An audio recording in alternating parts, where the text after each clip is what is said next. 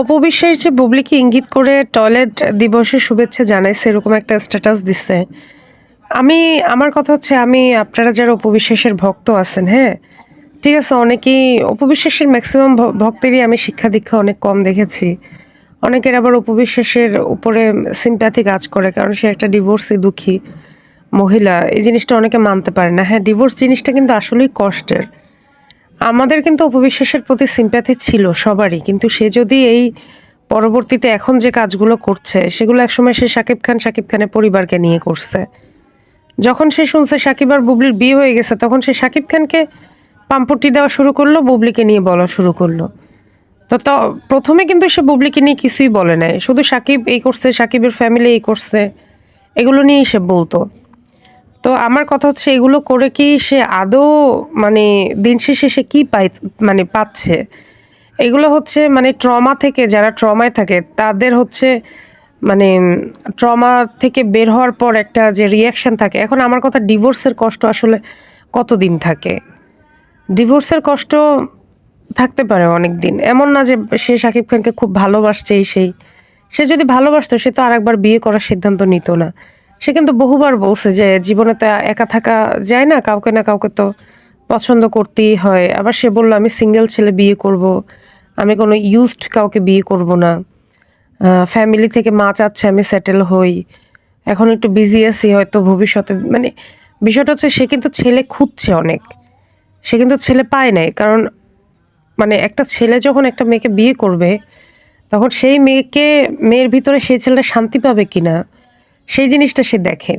টাকা পয়সা অনেক পরে, হ্যাঁ, যদি অনেকে আছে টাকা পয়সার মানে ম্যাটার করে যে হ্যাঁ, তো অপু বিশ্বাসকে এরকম কাউকে বিয়ে করবে যে গরিব টরিব, যে শুধুমাত্র অপু বিশ্বাসকে টাকার জন্য বিয়ে করবে? কারণ অপু বিশ্বাস তো খুব হিসাবি লোকজন।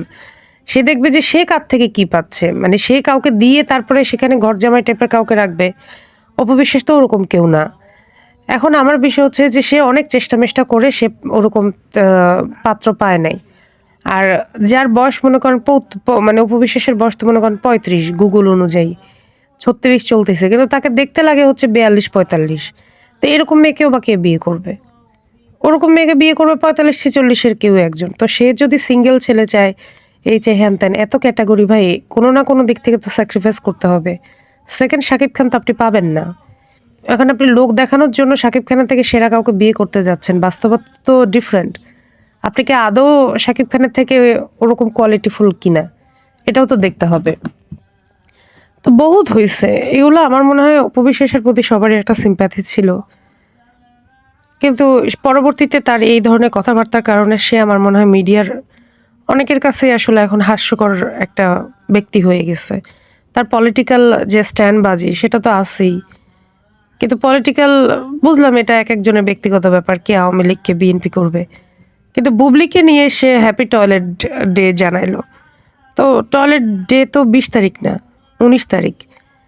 তো এখানে হচ্ছে বুবলিকে জানানোর কি আছে? আবার ওই যে বলছিল না যে বাথরুম থেকে বের হয়েছে, এখন একটা মানুষের যদি বাথরুমে যাওয়ার দরকার হয় সে বাথরুমে যাবে না? এখন বলতেছে ওই যে তাপসের ওখানে বাথরুমে ধরা পড়ছে, বাথরুমে লুকায় ছিল। তো বাথরুমে তো কেউ লুকায় থাকে না, লুকায় থাকলে লুকাই থাকতো, বাথরুম থেকে আবার বের হইতো কেন? লুকায় থাকলে লুকাই থাকতো, বাথরুম থেকে বের হইলো কেন? তাই না? তো এই যে এই ধরনের কথাবার্তা, যেখানে মুন্নি সবকিছু ক্লিয়ার করছে, তাপস ক্লিয়ার করছে যে হ্যাঁ এটা একটা ভুল বুঝাবুঝি ছিল, তা সেখানে এগুলো নিয়ে এখনো কথাবার্তা বলা, এগুলো কতটুকু রুচির পরিচয় এটাও দেখার আছে। উনি এগুলো বারবার করবে, তাতে কি যায় আসে? এতে করে কি বুবলিকে কখনো ভুল বুঝবে? কখনোই ভুল বুঝবে না, কারণ বীরের সাথে আমরা দেখেছি তো বুবলির বন্ডিং কত স্ট্রং, বরং অপু বিশ্বাসের সাথেই তার ছেলের বন্ডিং কিন্তু এতটা স্ট্রং না।